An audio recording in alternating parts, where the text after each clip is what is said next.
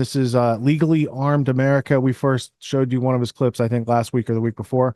This is in charge. Like he's the guy who had the clip of the advanced team from the Secret Service 5 days beforehand, and we're going to get to see what kind of DEI did the planning.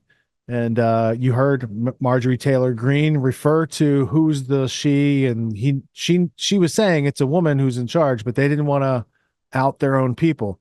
Well, this clip lets you see it in full view. So let's go to Legally Armed America.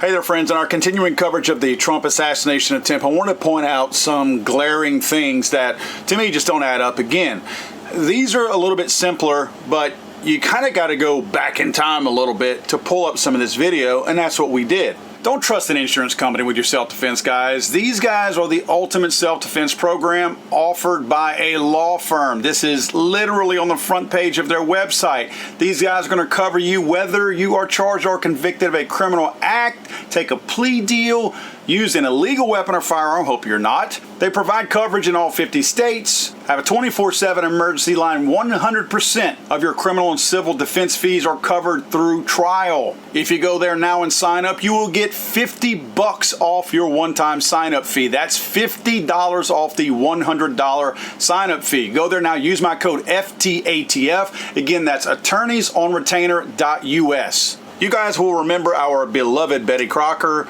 who cowered down and hid to the left of Trump while the Secret Service agents were trying to prepare him to get him up and move him over to the safer van, right? She's mostly recognized by the scared look on her face, but also by that weird lumbering gait of hers as she walks behind the crowd and then attempts to unholster her gun and then really attempts to reholster the gun a couple of times before she's actually successful at doing that. Our beloved Betty Crocker, there she is. You guys may or may not notice on a video I played yesterday that the girl in the gray shirt and the tan pants looks like the point person in this video giving direction, and that is our beloved Betty Crocker. This is the Secret Service crew that was assigned to go scope out the Butler Fairgrounds in preparation for security detail when President Trump came during the actual visit.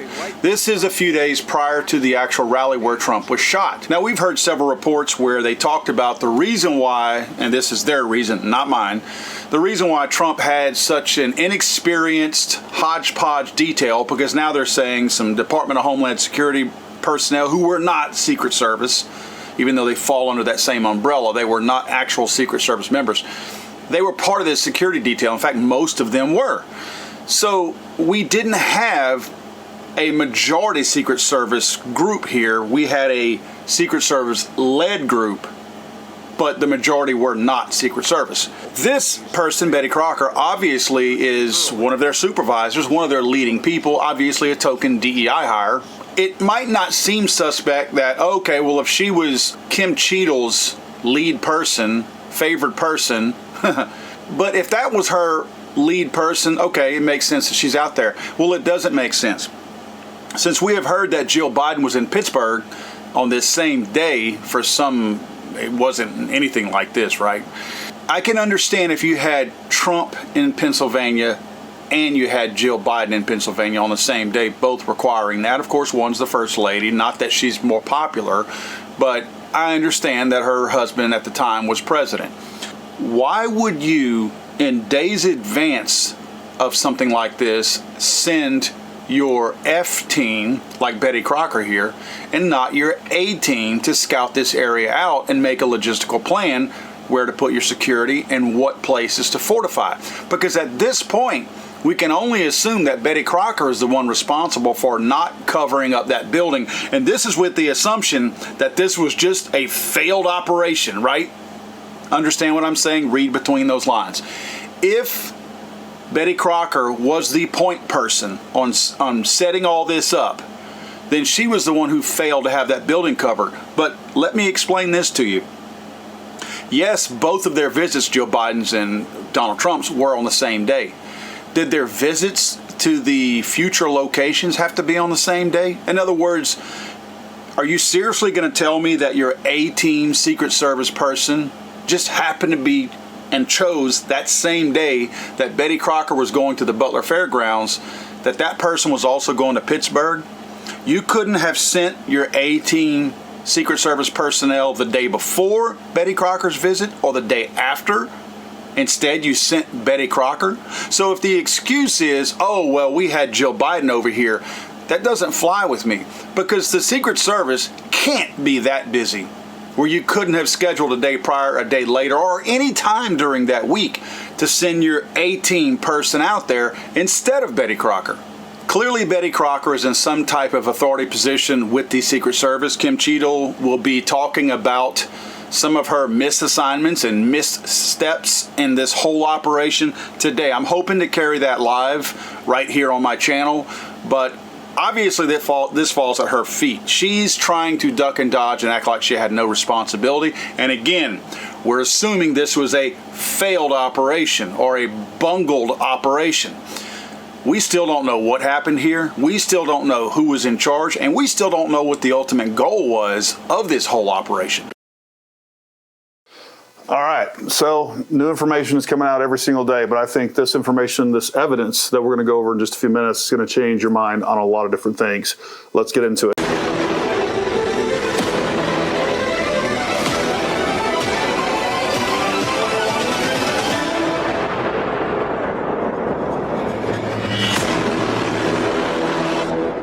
Hey folks, Gary here with Paramount, and I think like many of you out there, July 13th had a pretty profound effect on me, as it did the rest of the nation. I think it was clearly an attack on our country, a clearly attack on our democratic and electoral system, and it had the major impact of just further erosion of our trust in government institutions and our own capabilities here in the United States. I think it's pretty hard for us to understand, or at least to process, when we have what we believe to be the absolute premier, the best in the world when it comes to personal protection, the Secret Service, and when we see such utter incompetence of what we think are the absolute best in the world, the idea of a conspiracy automatically jumps into mind, and I think we should ask those questions because I think that is actually a very real possibility, and we're going to explore some of that tonight. But I really do think it's important that we have an insider look and an understanding of what normal looks like, right? So for us to determine something suspicious, we have to have a baseline or what normal looks like so that we can pick out the things that are suspicious, that aren't normal, and we can direct our attention to those. Because I do think there's been a lot of theories thrown out, and ultimately a lot of them that are easily proven wrong, that get us distracted. As a matter of fact, if you haven't seen it yet, I highly recommend you go watch my interview with a former Secret Service counter sniper unit member. You can go watch that right there. It's part 1 and part 2. I think it's going to give you a real inside look at how the Secret Service works, and I think you'll find that very informative, to say the least, and it give you a better idea of what's going on. But there's 2 theories that keep coming up that I want to address head on tonight. Number 1 is the water tower, right? We think we see somebody on the water tower. What does that mean?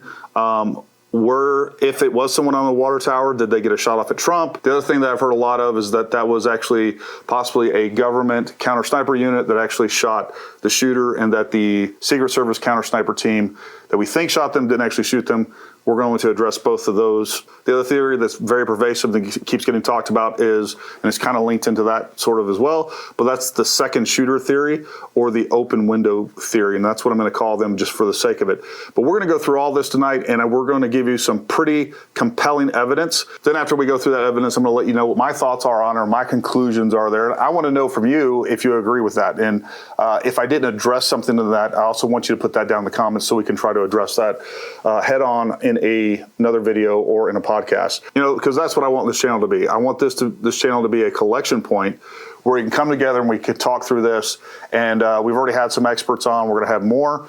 But I want to be able to have a open and honest discourse on this so that we can do what we can to make sure that we're not distracted by things that are easily proven wrong. And I think no matter what, regardless if this was an intentional conspiracy or it was just a matter of other bad policies, getting put into play, like DEI, like lower standards, or even politics that came into play, that they intentionally withheld resources to keep Trump safe because they don't like him or because they see him as a political enemy. I think Those are all things that need to be looked at, and we, the American people, need to stay focused on what is real and what's not. And by the way, if you like content like this, make sure you like, subscribe, throw a comment down below. That helps us out. Go check out our other social media sites. We do a lot of cool things on there. And every Wednesday at 7 p.m. Eastern time, right here on YouTube and Rumble, we have our live Dangerous Liberty podcast, where we talk about all of this, guns, gear, training, politics. We have special guests on. We're definitely going to be covering this topic for a while, but you get to participate. It's live. All right, we're going to read your comments. We're going to take your questions, and we want to include you into the conversation so you're not just screaming at the screen like you do listening to other podcasts or listening to other videos like this. So make sure you come join us, be part of the community, and be part of the solution. That's really what it's about. All right, so let's get right into this. So first of all, we have the water tower. So let's take a look at this video, and we're going to zoom in. We're going to analyze this a little bit. I'm going to give you my thoughts on that. Take a look at what happened.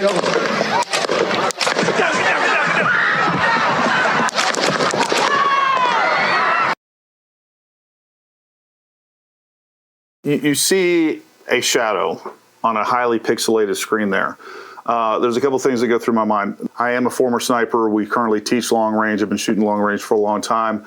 I spend a lot of time behind cameras, filming all this stuff. I am used to looking through optics and seeing mirage and other artifacts that take place because light is being distorted. And quite frankly, that's what I see there. I could be wrong. I'm willing to admit that. The other thing that I'm really curious about, and I was looking for some sort of, blueprints online, is trying to get an idea how tall that water tower is and that thing coming out of the middle of it is, how tall that is. I'd like to know, how tall that is, and I guess that's probably some sort of ventilation. That would give us an idea if there was a person standing up there or not, and then, does a person size jive with what we're seeing compared to how tall that is? I don't know. I don't have a good answer for you on that. I don't think that that's a person. The other thing I'll say is if you were going to put someone on that water tower, at the very top of that where it's sloping, and I don't mean to sound like Director Cheadle here, it was too sloped, but that's a really bad place to be on a water tower. When you're talking about a water tower, those things have layers and layers of paint on there. The tops of those are very slick. I've been on water towers. I've never been on the very top like that, but I've been on the catwalk around there. Usually those catwalks around a water tower are like 18 inches, 24 inches. There's not a lot of room to maneuver. If I was a shooter, or as my old job as a sniper, that's not a place that I would want to be. And on top of that, it'd be almost impossible to get a stable shooting position from a standing position up there. It'd be very, very difficult to get a good standing shooting position up there.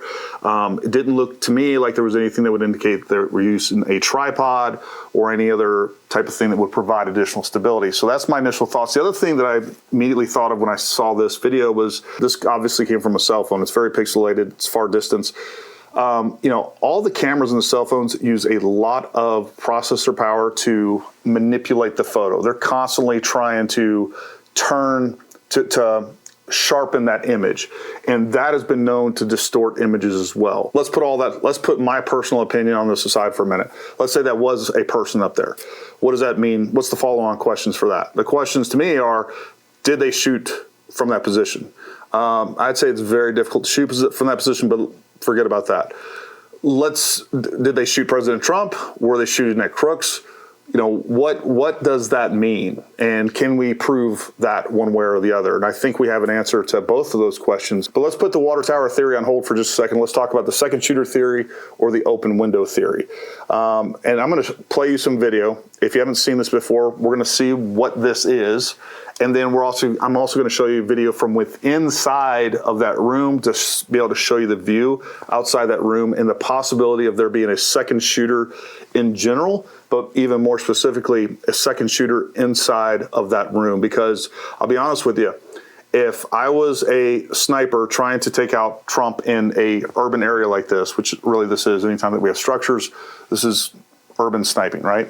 Where you typically want to be is in the rear of a room or even in a next room, looking through one room, through a window, through your target. So all that distance gives you a loophole to shoot through, and it obscures your sound signature as well as muzzle blast. So let's take a look at this and see how viable this theory is. Find it, there's a window here, and in this room up here, you can very easily see onto the top of this building. This position right here has total vantage to see the entirety of the roof here. And so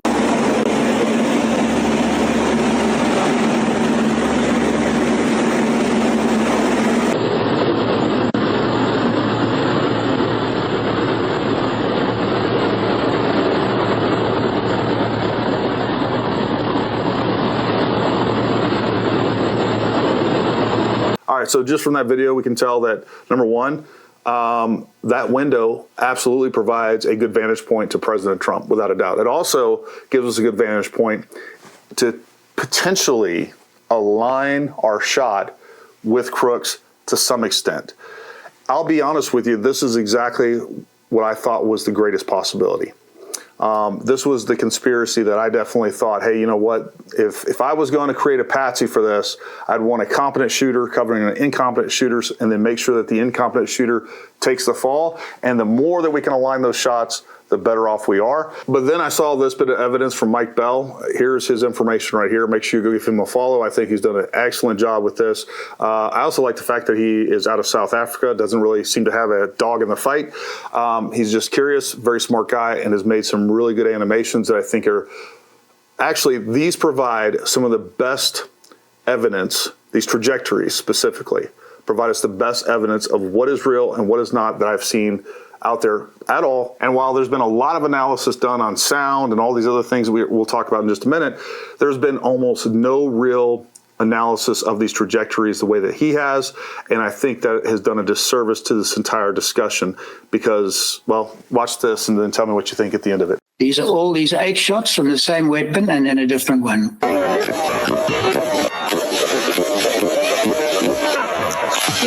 8 shell casings were found next to the murderer, according to officials. That was the same number deduced from the data before hearing the official count. Some people are saying there were shots coming from a water tower or something. Where's that water tower? Now, here's the trajectories, and I think this is what matters the most. Because what he does here with the trajectory analysis, which really isn't being done anywhere else, at least not to this level, I think gives us the most important information that we've received so far. Okay. Oh, it's over there. Okay. Yeah. So some people were saying that that on top of the water tower, I mean, they see a blob and the blob moves. And the other reason why that's complete nonsense. The guy wouldn't have had a shot because it's blocked by the big screen. It's an impossible shot. All right. So let's talk about the water tower now with that information in mind. I've heard 2 kind of competing theories with the water tower. I've heard people say that the shots at Trump came from the water tower. And then again, I've heard where people say, hey, the shots that took Crooks out came from the water tower. I think this should definitively answer both of those. The line of sight from the water tower to Trump was blocked by that information board that Trump was looking at. On top of that, the trajectories just don't match up. We would have rounds impacting in different places had those shots come from the water tower. So given the different angles and what we expect to see in trajectories, I think we can rule out the shots going toward Trump as being, from the water tower. I don't think that the people being hit would have been hit. They're not in the same trajectory as well.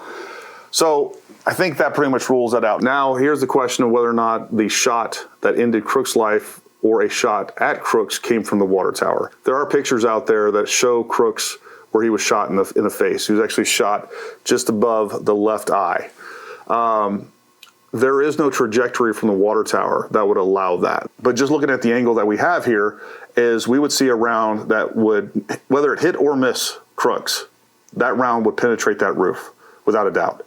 So there's no evidence of that. Hopefully everybody's seen the video with the law enforcement on top of the roof. They're looking around the roof. There's video panning around that roof. I don't see any holes in the roof. They could have been hidden. I'm not saying that, but there also has been people up there. I think Michael Knowles just did a show up there. I didn't want to include all of that different video within this video just to keep it as short as possible. If you want to look that information up, you can, but most of you have already seen those videos. So I think, just based on trajectory, we can rule out the water tower.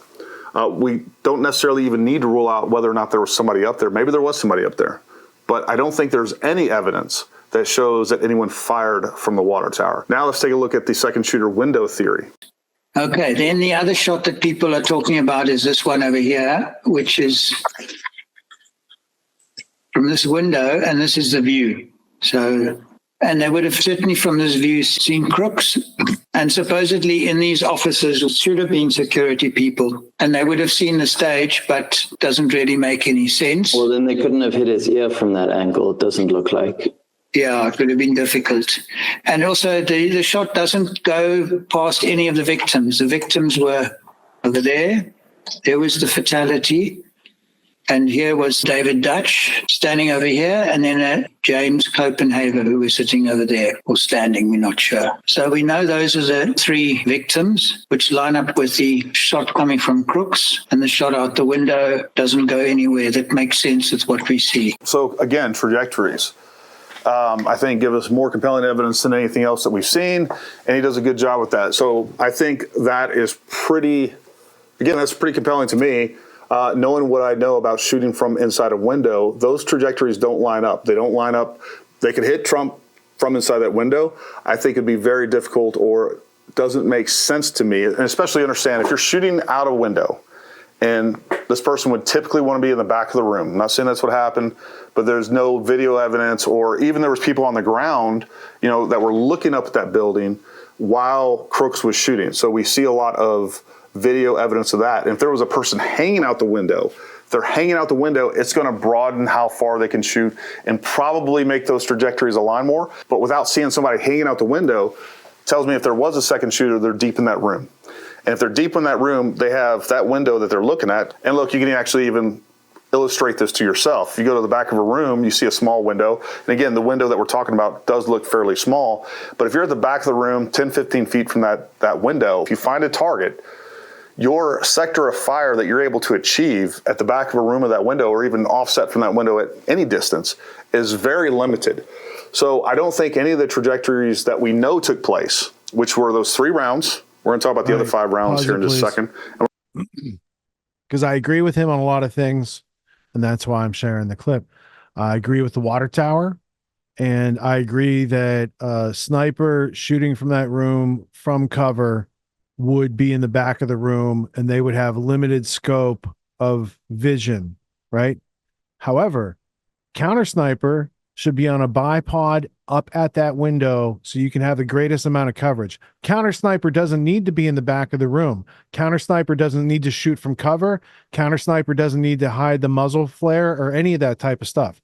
So yes, a sniper from concealment would have a very limited scope, and they couldn't hit those people with that type of armament at that angle.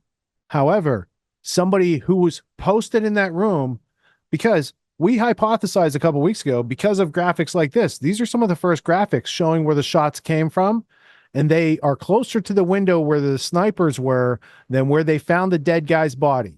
And where they found the dead guy's body, there's something called trees here.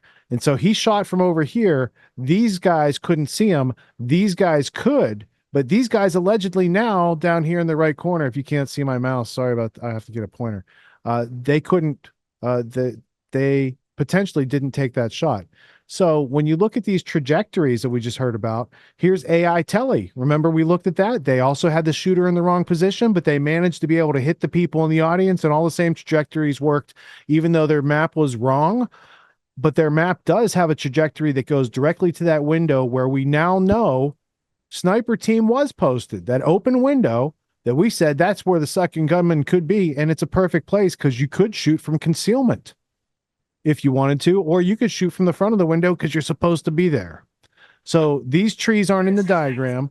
This shooter's in the wrong place. Those angles still hit the people in the audience, and everybody thought that was fine for the first 2 weeks. So I just want to show you, there are some problems with these diagrams and telemetry and the reconstruction of ballistics, because we're still in the fog of war. We're still seeing like, they float that guy from South Africa, and I do have his video in the playlist. We're not going to have time to get to it tonight. I believe he's probably well-intentioned, but if it doesn't match up with reality, there's little problems that still need to be solved within that. So, go ahead and let him continue, because there's a couple more minutes that I thought were valuable, and then we'll move on to the last block.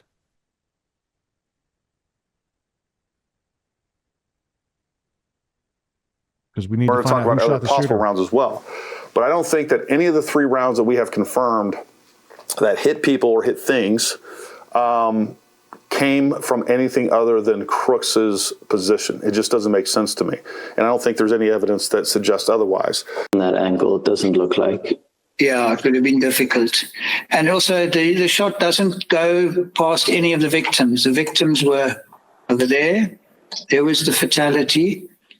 And here was David Dutch standing over here, and then James Copenhagen, who was sitting over there, or standing, we're not sure. So we know those are the 3 victims, which line up with the shot coming from Crooks, and the shot out the window doesn't go anywhere. That makes sense with what we see. To me, this is the most conclusive evidence, and I've tried to sit here and kind of steelman this and pull it apart, and I don't see anything that makes sense. So, but that's my conclusion based on this evidence. And I think this is the best evidence we've seen that has mapped out those trajectories as precise as possible. So I find all that extremely compelling. And the question is, do you? And if not, again, leave those down in the comments. I want to hear what you have to say about that, or let me know if I'm missing something, because I'm definitely open to finding additional information out there that we can analyze and take another look at.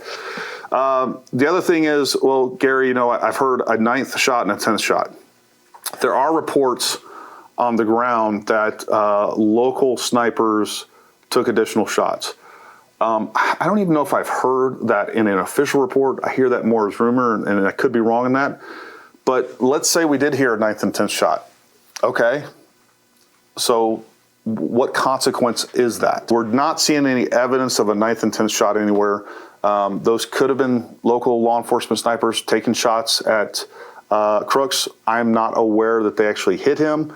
I'm not aware of any other information that's pointing to that we have impacts. We have the idea or rumors of shots fired, but we have no actual impacts. Even if that's true, that there were additional shots fired, I think that those shots most likely came from local law enforcement, and then for whatever reason, they didn't have an overall impact of the situation, good, bad, or indifferent. But again, right in the comments, let me know what you think on that. All right, so we covered the water tower theory. We covered the second shooter, at least from the open window theory.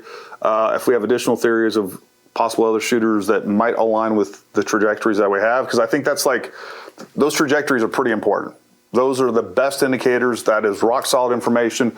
We know rounds hit this person, this person, and this person. So if we're going to talk about an additional shooter, we have to have those align as well. And I'm waiting to see that, and I'm open to seeing that. All right, so now that I've given evidence against those theories, I know I'm going to get hit up in the comments. You're a propagandist from the state, all this other stuff. Folks, you clearly don't know the channel if you think this. I'll tell you right now that I personally believe that, the U.S. government definitely had a hand in the JFK assassination. And, I'm probably about 50-50 on the moon landing personally. So that's where I stand on conspiracies. I'm completely open to them without a doubt. So what does that leave us? Look, I do think that there is a real chance of conspiracy, and here's my couple of hypotheses that I'm going to throw out there.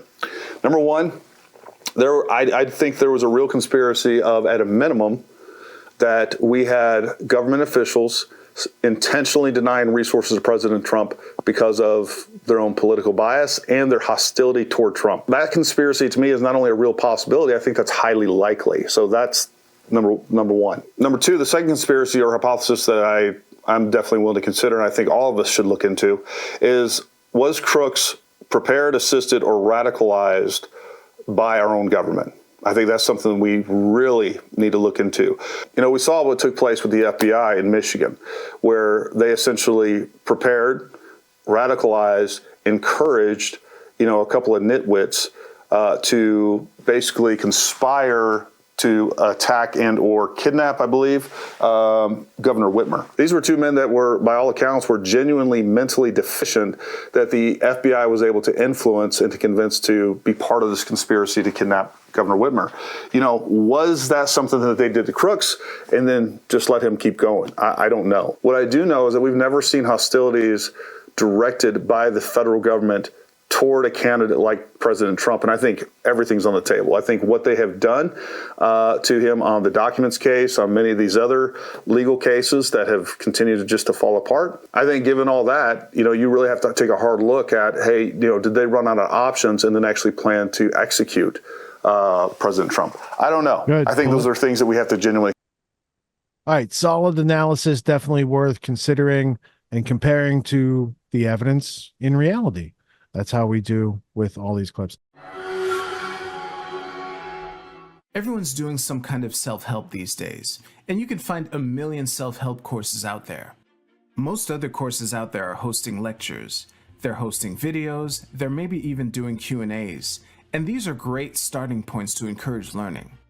But at Autonomy, we believe that hands-on practice is the best way to really lock in what we're learning. There's no better way to gain confidence and mastery than through action. After each lecture, we practice the concepts we've learned with other students, giving and receiving feedback in a non-judgmental environment. The result is mastery of concepts like entrepreneurship, ethical sales, and self-reliance in an environment that directly translates to the real world. Plus, you make connections with other like-minded individuals who are learning right alongside you, and you have a lifetime membership in the community. The Autonomy course with Richard Grove equips you with confidence, competence, and courage in a world filled with confusion and noise. You can learn more at getautonomy.info. We'll see you there.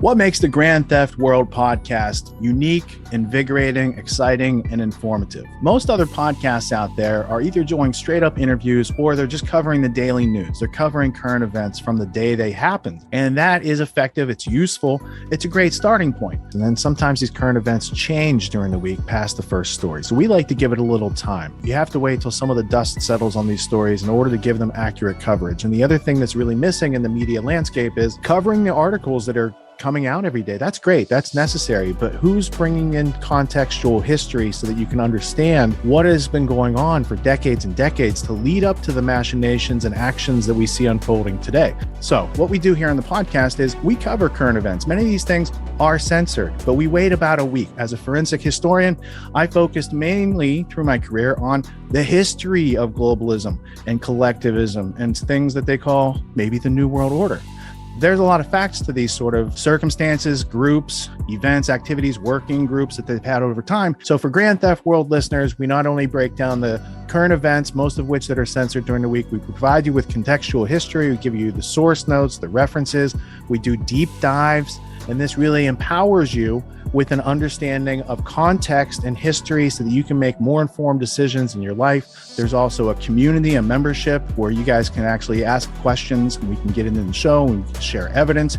And there's a town hall weekly for Grand Theft World for those who listen to it and are interested in covering the stories that we don't get to during a 6-hour show. Listening to it an hour a day, you could easily consume the week's news, but you're going to have substance and meaning and context and understanding. And with that, you can make higher quality decisions in your life. So if you're interested in more quality in your life, go to grandtheftworld.com, click podcast at the top, and we'll see you there. Thank you. These allegations are false. This isn't Grand Theft Auto, folks. This isn't a video game. What are the most surprising things that you discovered once you started pulling on that thread? Who he was connected to, what institutions he was influential over, what events he participated in? Come on, man. What are we talking about? Come on, man. No. You don't have to think about it, dude. I got this quote because you said you didn't know much about Klaus Schwab. I made it my job to, as soon as this happened, I'm like, okay, this guy's their front man. Let me learn about the official history of the World Economic Forum. I got their 40-year history. I got every book that Klaus Schwab has written or ghostwritten. I went through those books. This is one of the most interesting passages. Come on, man. Come on.